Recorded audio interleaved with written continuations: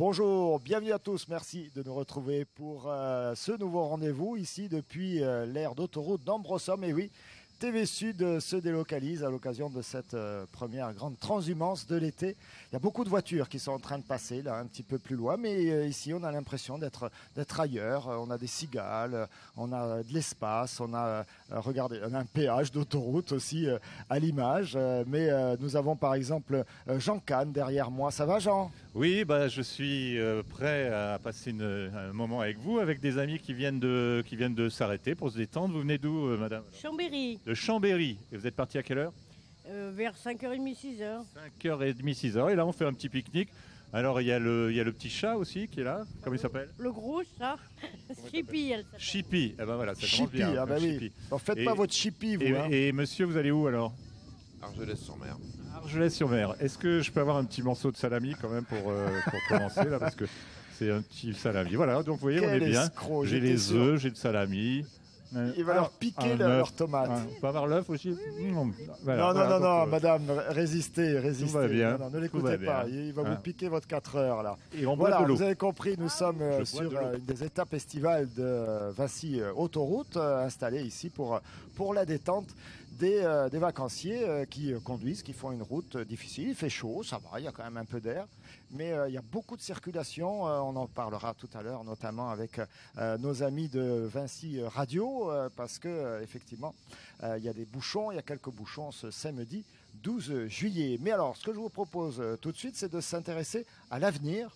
Et l'avenir proche, puisque d'ici 2017, il y aura une deuxième autoroute à côté de l'autoroute à partir d'ici, à partir de Galargues, à partir d'Ambrossum, et jusqu'au-delà de Saint-Jean-de-Védas, après Montpellier, il y a ce qu'on appelle le déplacement de la Neuve. Pour en parler avec nous, Valérie Isser, bonjour. Bonjour.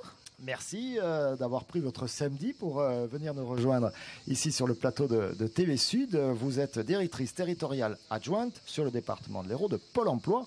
Et pourquoi vous êtes avec nous? Parce que ce grand chantier du déplacement de la Neuve procure énormément d'emplois. Vous nous direz combien. En face de vous, justement, elle a été obligée de mobiliser des emplois pour répondre à cette demande. Il s'agit de Sophie Rourissol. Merci d'être avec nous, de l'entreprise Rourissol. On ne peut pas se tromper. Vous êtes à Alès, vous êtes à Montpellier et vous intervenez sur ce chantier. Un chantier piloté par Salvador Nunez. Bonsoir, bonjour. Merci d'être avec nous, Salvador Nunez. Vous êtes directeur d'opération à ASF, Vinci Autoroute. C'est vous, l'homme de ce grand chantier du déplacement de la Neuve. Alors déjà, quelques mots sur le pourquoi de ce chantier. Pourquoi a-t-il fallu déplacer cette autoroute? Tout simplement parce qu'avec le temps, cette autoroute qui au départ était une autoroute de liaison, c'est-à-dire qui était là pour relier des grandes villes entre elles, par défaut d'existence de rocade au sud de Montpellier, s'est retrouvée à être à la fois l'autoroute qui desservait Montpellier et au-delà, mais en même temps la rocade qui permettait d'assurer toutes les liaisons au sein de l'agglomération montpelliéraine. Donc c'est à la fois la grande autoroute pour traverser l'Europe et puis c'est le périph' de Montpellier. Exactement. Et donc on a une superposition de trafic local et de transit qui a fait qu'avec les années, malgré un élargissement réalisé en 1990, les congestions, c'est-à-dire en fait les bouchons, sont devenus insupportables et surtout l'insécurité qui est générée le matin quand les gens vont au travail et que les poids lourds vont vers l'Espagne ou au-delà de Montpellier. Donc tout ça a conduit l'État à réfléchir et à décider de créer une nouvelle autoroute qui serait exclusivement dédiée au transit et notamment qui prendrait, si j'ose dire, en charge tous les poids lourds qui posent problème le matin et le soir et laisser l'autoroute actuelle pour devenir la future rocade au sud de Montpellier. Voilà, parce qu'on voit sur ces images effectivement les fameuses bretelles de sortie de Montpellier, Montpellier-Est, Montpellier-Sud, où les voitures sont carrément sur la bande d'arrêt d'urgence de l'autoroute pour pouvoir sortir. Et à côté, il y a ce trafic routier qui continue avec tous ces camions qui vont notamment vers l'Espagne, mais pas seulement, notamment vers l'Espagne. Et donc ça crée des situations de risque on le voit là, à l'image, très très important. Donc il fallait faire quelque chose. C'est un chantier, on voit d'ailleurs hein, sur ces images les débuts de chantier. C'est un chantier qui a été programmé il y a très très longtemps, qui a mis du temps à sortir de terre, mais maintenant ça y est, c'est parti. Eh bien, effectivement, il a mis à peu près comme tous les grands projets d'infrastructure en France, hein, entre le moment où on décide, où on imagine de le faire. On se dit qu'il faudrait le faire. Et le moment où on le réalise, il se passe en moyenne entre 25 et 30 ans. Ça a été le cas ici. Et là, on a vraiment démarré fin 2011. Et donc, on s'est mis en route et on a franchi toutes les étapes hein, selon le cap qu'on s'était donné, avec succès pour l'instant. Et là, on peut dire que les choses sont en place puisque les travaux ont démarré et on va commencer à être de partout sur les 25 km dès le mois de septembre. Dès le mois de septembre. Alors, avant de revenir plus en détail sur les travaux, puis l'impact, notamment en termes d'emploi, moi je vous propose justement d'écouter l'État. C'est l'État qui a décidé de lancer ce grand chantier, qui l'a confié à Vinci. On écoute le représentant de l'État sur le département de l'Hérault et sur la région Languedoc-Roussillon, le préfet Pierre Debousque. Les travaux sur ce déplacement ont commencé à la fin de l'année dernière. Ils vont durer 4 petites années. Ce chantier est très important pour l'État. Pour le moment, ça se passe bien, et même très bien, dirais-je, à la fois parce qu'en termes de calendrier, on est tout à fait dans l'épure qui avait été imaginée, et le maître d'ouvrage tient ses engagements, ses obligations, qui sont des contraintes fortes pour ASF, nous en sommes conscients, sont à ce jour scrupuleusement respectées, et je m'en félicite. Voilà, Pierre Debousquet qui rappelle les grands principes, l'objectif et sa satisfaction. Jusque-là, les délais sont tenus, Salvador Nunez. Jusque-là, effectivement, on est exactement là où on avait considéré qu'il fallait qu'on soit. On n'a pas de retard, on n'a pas d'avance, mais c'est très tendu, puisque c'est quand même un très gros challenge qu'on nous demande de prendre en charge. C'est le plus gros chantier autoroutier de France en ce moment. Actuellement, on peut le dire sans la moindre retenue. Alors, question basique, Salvador Nunez, vous êtes Vinci Autoroute, on a entendu le préfet, vous avez parlé d'une décision de l'État. Qui paye ce chantier? Alors c'est, contrairement à ce qu'on peut entendre ici et là, 100% Vinci Autoroute. Le financement est exclusivement Vinci Autoroute. C'est l'État qui a décidé de le faire, voilà, mais c'est vous qui payez. Exactement. Donc c'est dans le cadre des contrats que nous avons avec l'État, tous les chantiers d'aménagement, on va dire, de l'infrastructure existante ou de création de nouvelles autoroutes, comme c'est le cas ici, sont financés à 100% par Vinci Autoroute. Et dans ce cas d'espèce, Vinci Autoroute se rembourse sur le péage. Donc il n'y a pas de taxes, il n'y a pas d'impôts locaux, il n'y a pas je ne sais quel prélèvement auprès d'aucune collectivité. Il n'y a pas de cofinancement de collectivité ou quoi que ce soit. Exactement. 100% Vinci Autoroute. Voilà. Alors vous avez dit on se finance grâce au péage, ça veut dire quoi? Ça veut dire que ça va augmenter? Ça veut dire que jusqu'à la fin de la concession, qui est actuellement en 2033, il y aura des augmentations qui se feront sur l'ensemble du réseau et non pas exclusivement sur Montpellier comme certains le pensent, parce que ça serait tout simplement insupportable, et c'est la règle. C'est-à-dire que quand on fait des investissements et il y a des légères augmentations chaque année. Vous avez lissé, comme on dit, ces augmentations. Voilà. Il n'y aura pas d'augmentation particulière en 2017. Non, pas du tout. Pas du tout. Il y aura des augmentations en 2017 qui tiennent compte essentiellement de l'inflation. De 2017. Voilà.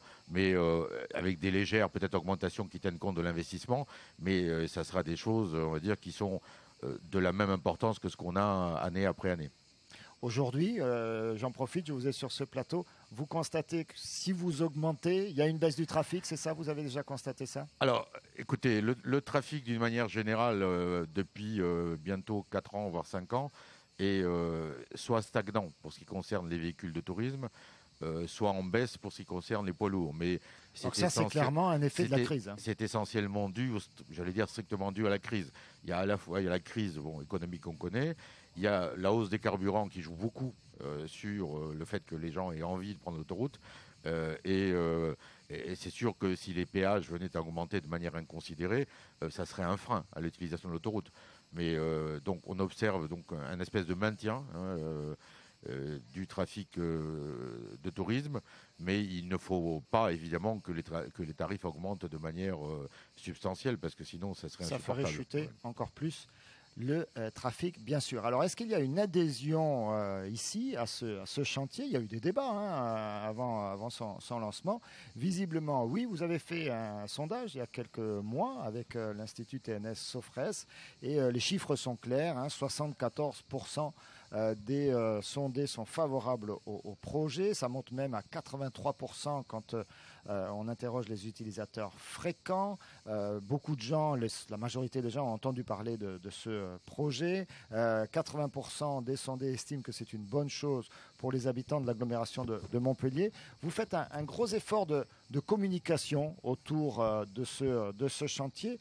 Moi, je vous propose d'aller à la rencontre de ce que vous appelez les agents de liaison. Ce sont des personnes que vous mettez à la disposition du public, de la population. Si vous vous posez une question sur l'impact pour vous de ce chantier de déplacement de l'A9, vous avez un numéro de téléphone, vous allez sur le site internet du déplacement de l'A9 et puis vous pouvez rencontrer par exemple ce jeune homme que nous avons nous-mêmes rencontré dans les rues de Saint-Bresse. Alors la mission d'un agent de liaison, c'est d'être là, d'être présent et à l'écoute des riverains, des secteurs concernés justement par ces fameux travaux du déplacement de la A9. En nombre d'agents de liaison, nous sommes 6 répartis entre Fabrègues et Saint-Géniès-des-Mourgues. Ce qui inquiète le plus les gens sur le secteur, c'est le bruit. Et ce qui rassure aussi les riverains, c'est de savoir que les agents de liaison, non seulement sont là à leur écoute, mais en plus de ça, ils sont impliqués puisqu'ils habitent la commune. Moi par exemple, j'habite Saint-Bresse. Voilà, il habite Saint-Bresse et il rencontre les habitants de Saint-Bresse. Ça se passe comme ça avec Vinci Autoroute. Un mot sur le chantier. On peut dire quoi aujourd'hui? Vous rentrez vraiment dans la phase lourde, complexe du chantier. Il y a les viaducs en perspective, il y a tout ça?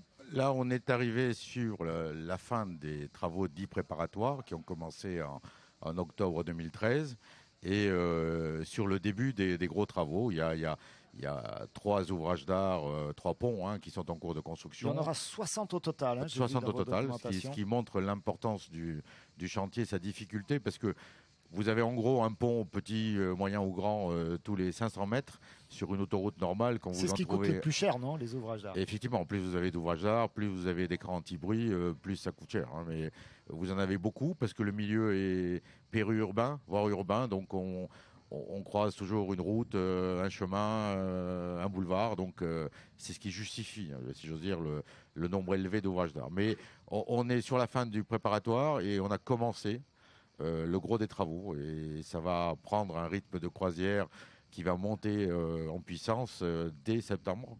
Et là, on observera sur 25 km des travaux de partout, et ce jusque... quelque part entre mi-2017 et fin 2017. Donc on est parti pour quelques années de travaux.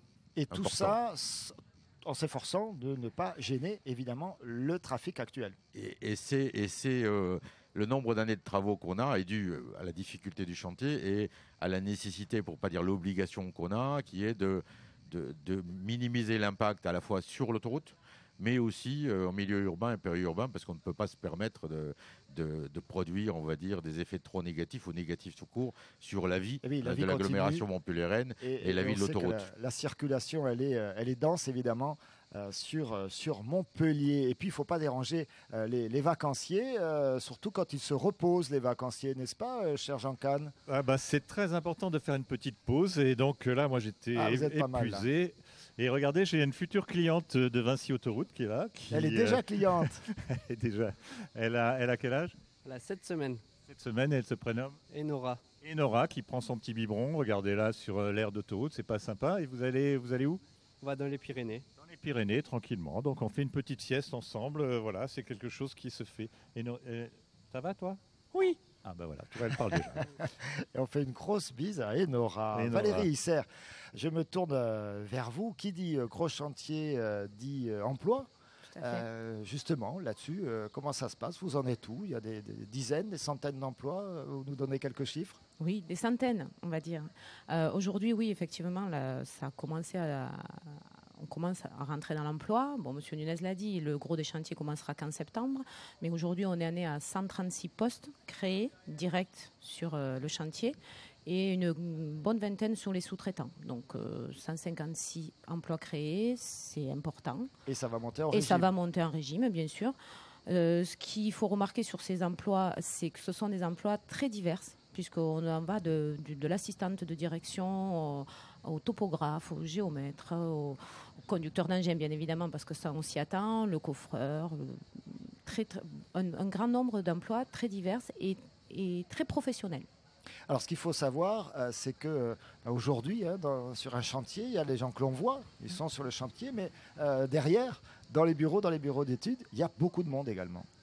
Oui, au niveau de la préparation des demandeurs d'emploi qui vont aller sur ces chantiers, bien effectivement, il y a aujourd'hui une cellule d'emploi qui a été créée dans laquelle on retrouve divers partenaires et pour l'emploi notamment l'agglomération de Montpellier, mais bien d'autres. Donc je ne vais pas les citer pour ne pas en oublier, comme ça ce sera plus simple.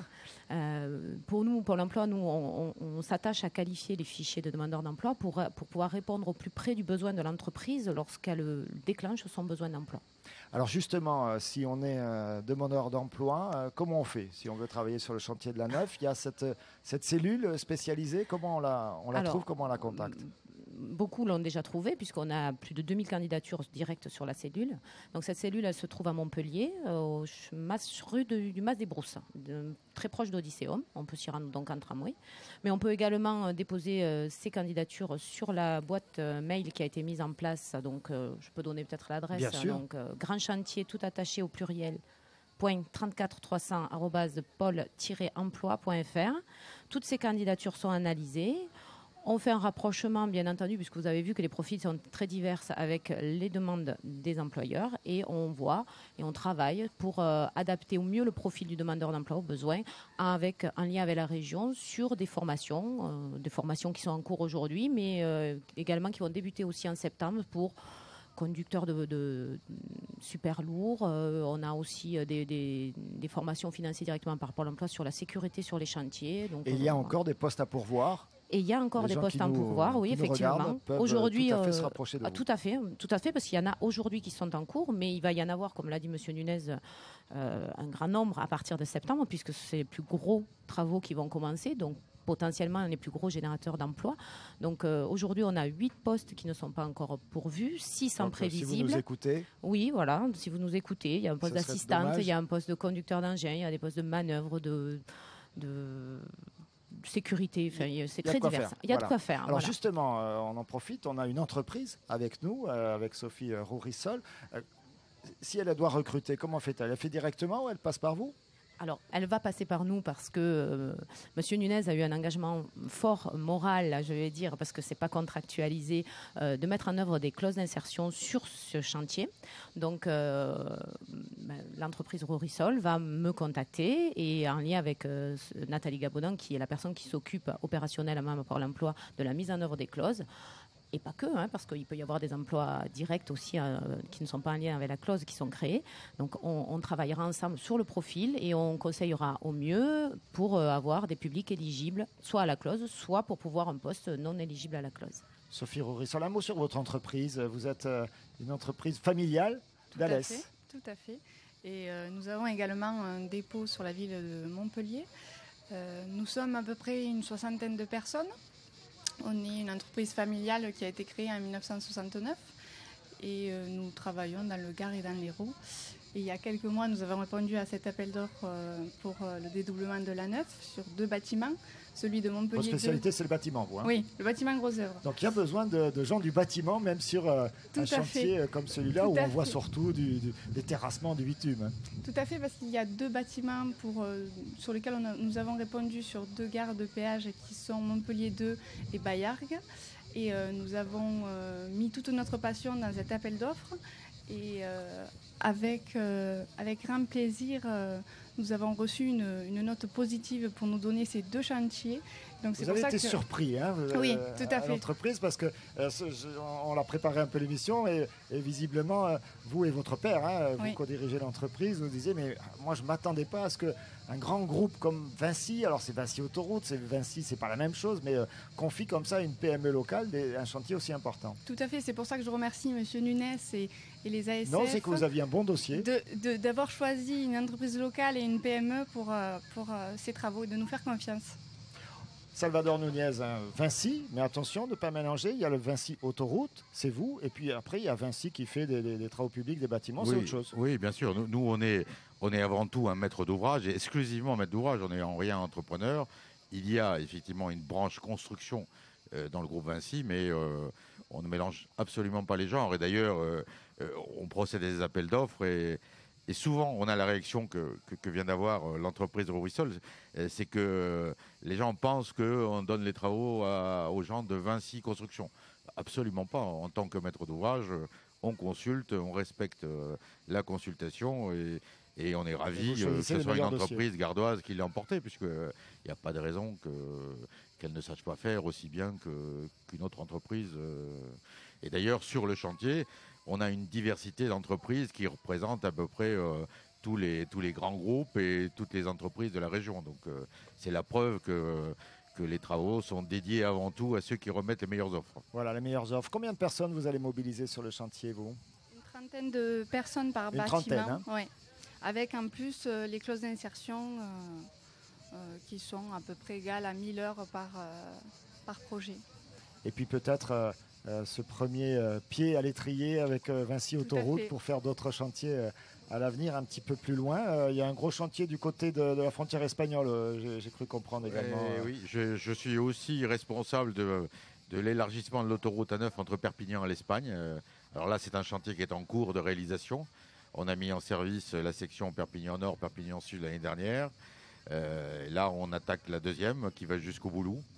Et prochainement, on espère pouvoir continuer jusqu'à l'Espagne.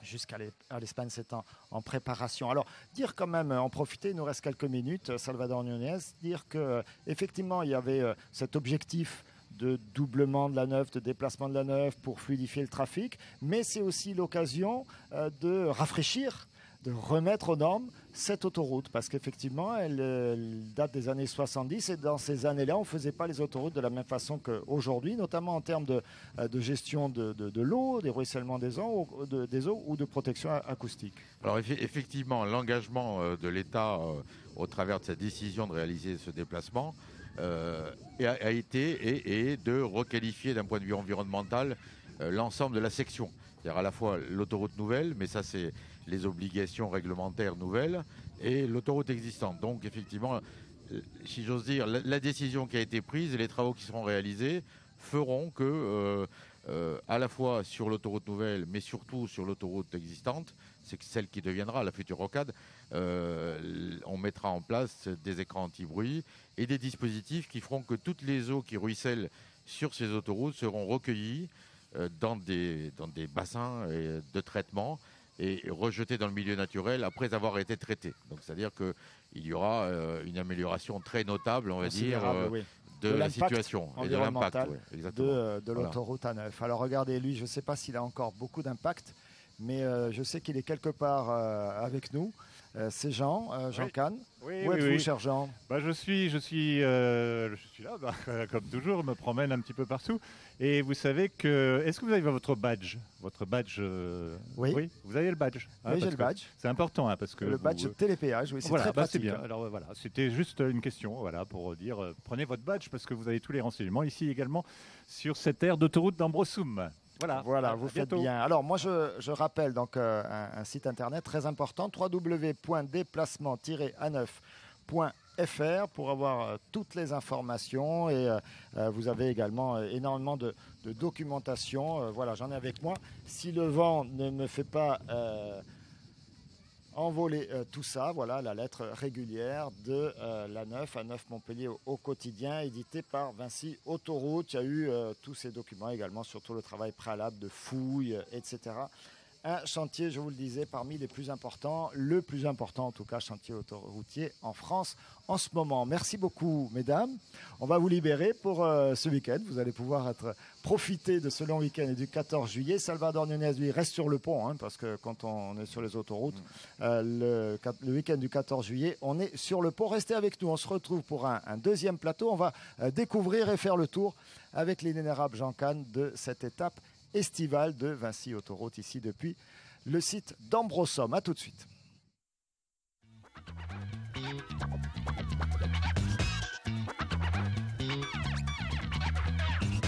We pump the party up. We pump the party up. Pump the party. Kick it.